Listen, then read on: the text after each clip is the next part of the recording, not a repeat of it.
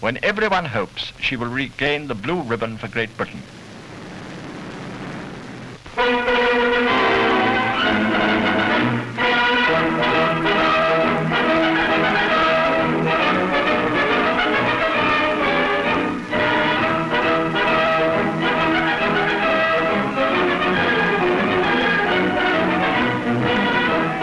If you want a right thrill, lads, come north. Is there a more gradely sight than Aintree on National Day? Here I tell you we know how to organise matters in north. A real crowd full of information and grub, knowing for certain they knows winner, and all that eager to tell other folk and willing to hand out cash to bookmaker. Ye lads, it's Grand National they've come to see, and it's in north at Aintree where it's run. Now, Barry, that's enough. Let me get on with the job. It's nearly 3:15 and there's just time for a final squint at the horses. In the paddock is Miss Dorothy Paget's Golden Mirror, 1934 winner and heavily backed, despite his performance last year. There's Reynoldstown, Major Furlong's horse, who won last year. Avenger, the last-minute favourite, stops to have his portrait taken. But the National's a very open race. So what price a long shot?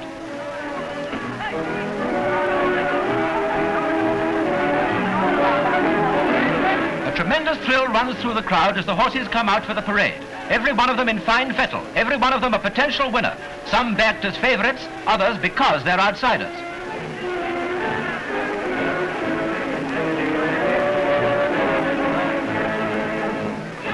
Now the field of 35 is lined up ready and they're off to a perfect start. 4 miles, 856 yards to go, 30 jumps to clear.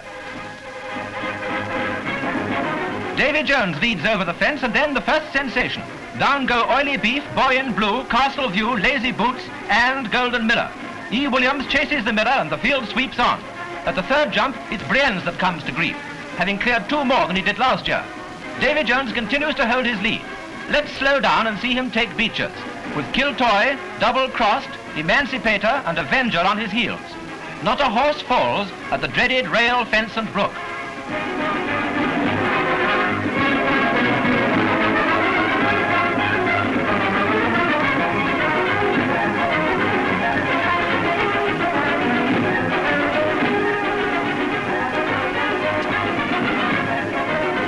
Of course, it takes a long time in slow motion. It really happened like this.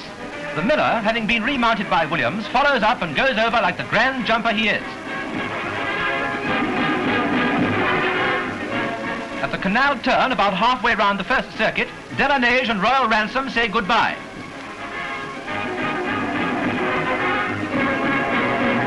Then Valentine's, almost a replica of Becher's, sees the last of Blue Prince, second last year, and Danecourt. Slowing down the camera again, we can see exactly how the horses take this difficult jump.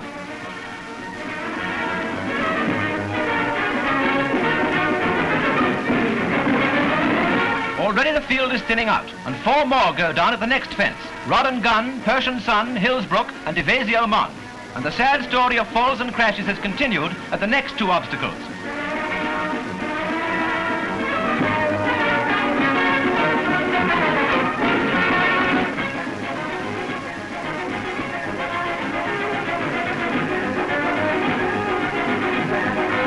Meanwhile, Williams pulls up the miller and walks him home. Nearing the end of the first circuit, a couple of loose horses make it awkward for the leader.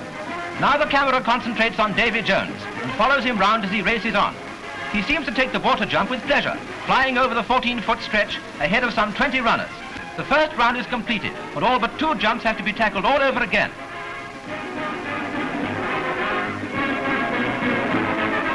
At the first fence comes sensation number 2, and this time tragedy. Avenger, the favourite, falls and breaks his neck, his jockey escaping serious injury.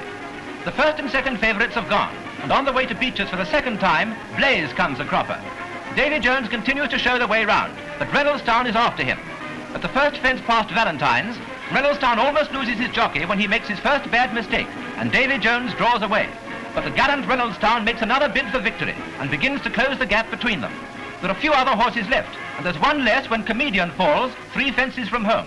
Now there are only 2 horses in the picture and only 2 jumps to go. Davy Jones holds grimly on. Reynoldstown goes all out to pass him.